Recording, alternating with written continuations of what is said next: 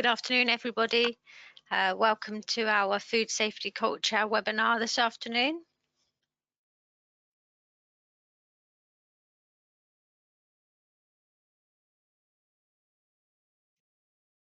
Just a little bit about NQA. So we're a certification body. We've been in operation since 1988. We have over 50,000 certificates globally at the moment. We have some specialist sectors, including quality, aerospace, automotive, medical devices, and food safety, which is what we're going to be talking about today. We offer a range of courses to our existing registered clients and also to unregistered clients. See our website for more details. And about the webinar today, so I think it's going to take around 30 to 45 minutes, the webinar today. If you've got any questions, I love a question, please put them in the chat box. I'll do my best to answer all of the questions at the end. A recording of the webinar will be circulated shortly after. So a bit about myself. I am the Food Certification Manager at NQA. I've been at NQA now for just coming up for 4 years.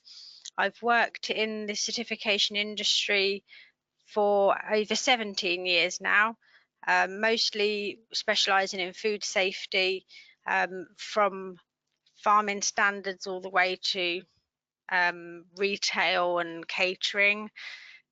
My role here at NQA is I oversee our accreditation of all the food certification, food safety management system certification offerings that NQA offer globally. I'm responsible for cascading information to our auditors, approving auditors, and also to clients.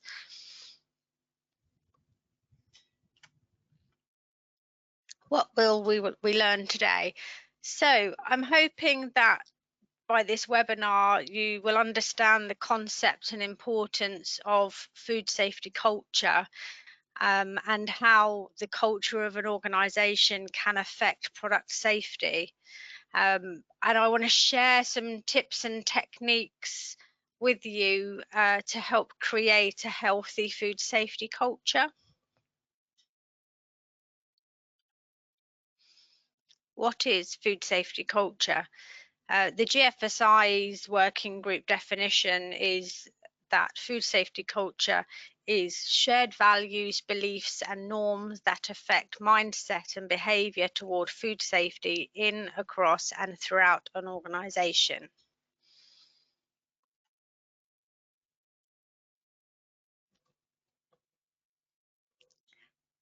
Good food safety culture looks like there's full engagement from the organisation's leadership.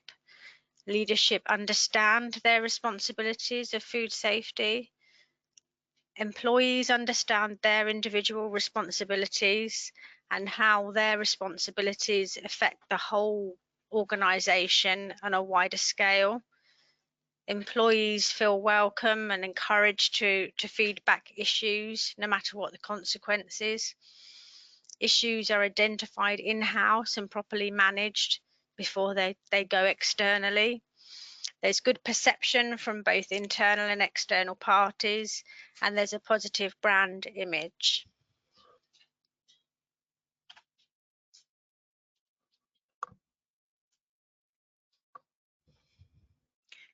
Some of the consequences of poor food safety culture: non-conforming product,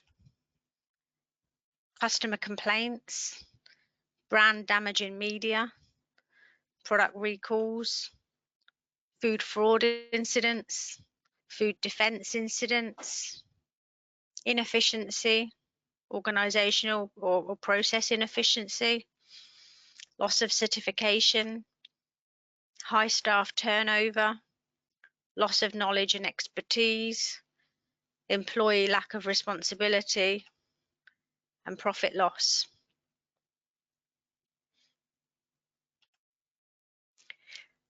Some consequences of good food safety culture: consistent efficiency, customer satisfaction, consumer satisfaction, successful certification audits, happy employees, engaged employees, less downtime, increase in sales, good brand reputation, successful organization, and customer trust. So when we're thinking about food safety culture, where do we start? So first of all, we need to identify and discuss where the vulnerabilities in the organization are. We'll put processes in place to reduce these vulnerabilities, communicate with employees, put training programs in place, invite feedback from employees, and identify how you're going to measure the processes that you put in place, and the techniques, how you're going to measure it, and review it, and then act upon the results.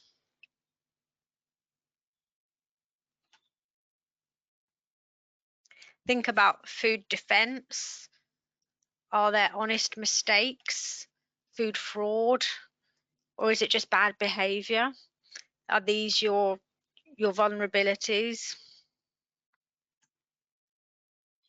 You need to engage with your employees. The leadership need to initiate this, to have a better engagement, and try and include the employees in the review and implementation of your food safety culture plan. Communicate positive food safety culture from the top down. Invite feedback and input, whether it be good or bad. We can learn from all of it. And communicate back to employees on any actions taken, or include them in identifying and implementing the actions. The more people you include, the more people's engagement that you have, and they take responsibility, and radiate good food safety culture.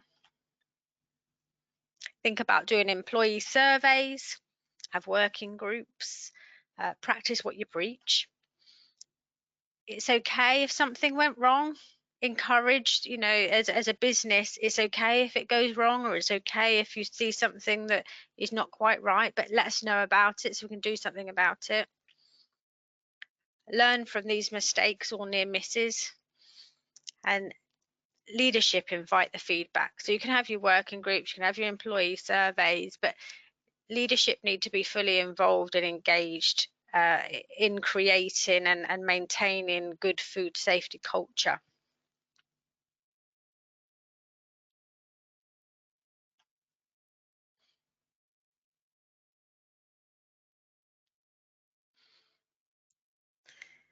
So as we said, you need to review the feedback and communicate it back to the business. Leadership should be involved in the review of the results from feedback activities, and be involved in identifying any actions or processes that could be implemented to increase positive food safety culture.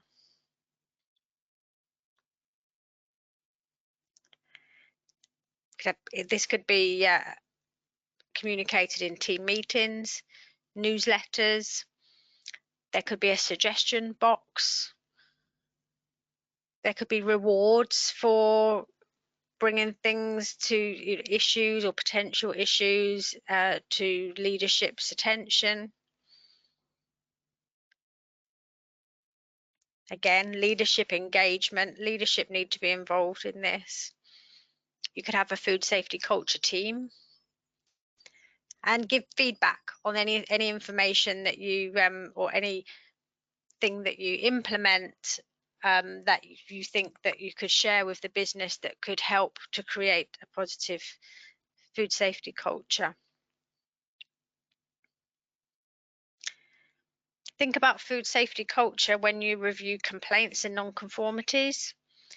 It's possible that existing complaints or non-conformities could have been avoided if food safety culture in the organisation had been better.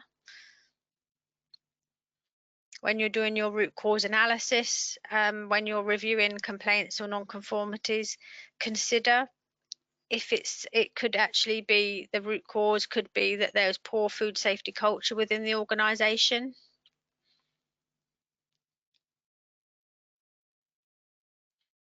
Many complaints, recalls, foreign body instances, when you look at the famous ones that make the media, lots of them actually, if you looked at it, they've been malicious. So if the staff were happy in what they were doing, they wouldn't have done it in the first place. So think about that. Think about food safety culture in your food safety team meetings or HACCP team meetings. Leadership should welcome to be involved in these meetings. Look at your errors or hazards within your food safety management system. Errors due to human error can be avoided. And your hazards and food safety culture is forever changeable, so it's important to review it regularly. Do you consider employee changes as a hazard? Just go back there. So lots of incidents over the years have been initiated by disgruntled employees. So when somebody leaves, one, are they leaving on happy grounds? Are they leaving and they can't damage what you've got going? Is somebody leaving going to disrupt a team that's already within the organisation? Just think about that.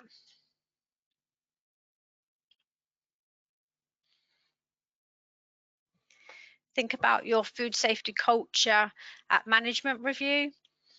ISO 22000 clause 9.3,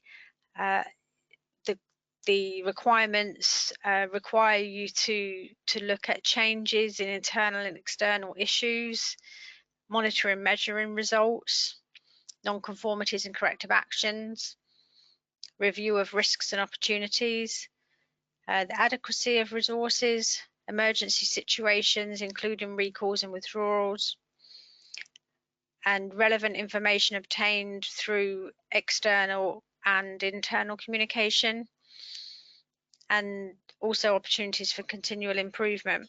All of these can relate to food safety culture.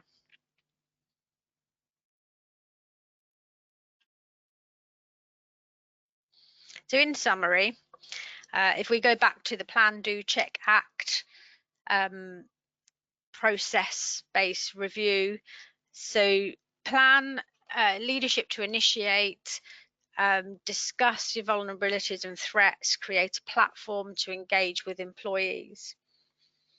To do, you're going to invite feedback, reporting of near misses and incidents, and you're going to train your staff so that they're comfortable in what you're doing, and with that training they should feel more comfortable in their position. You're going to review feedback, complaints, non-conformities, incidents, staff satisfaction, measure the effectiveness of the training that you've put in place, and then you're going to act on it, so corrective and preventative action, and then start all over again.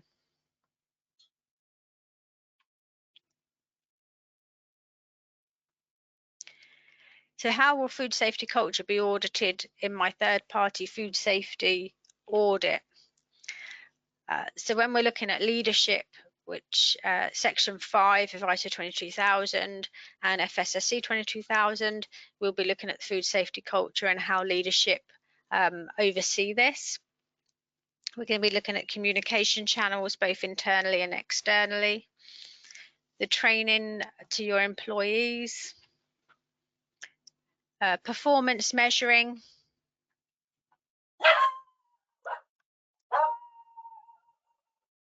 Sorry.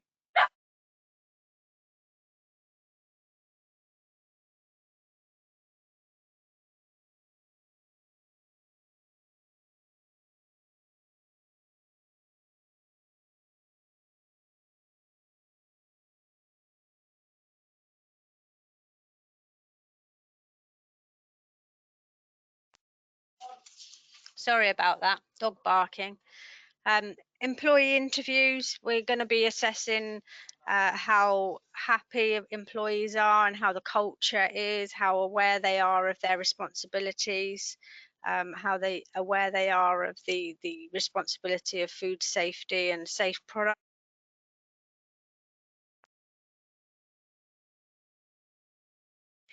And food safety culture has been added to all GFSI standards over the last probably 5 years plus.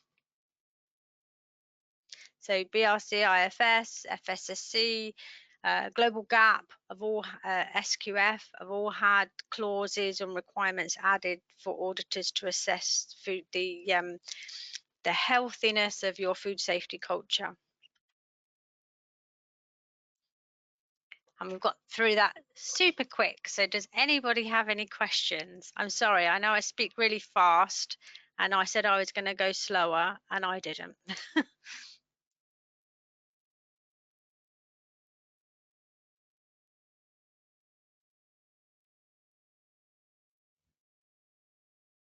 I don't have any questions, which is hopefully a good sign. I hope I've given you a bite-size insight on what food safety culture is and ideas of how you can look at that within your own organization. If you have any questions or you want to talk about it any further, feel free to email the marketing team and they will forward your questions on to me if you haven't already got my direct telephone number and email address. But if not, thank you very much for attending.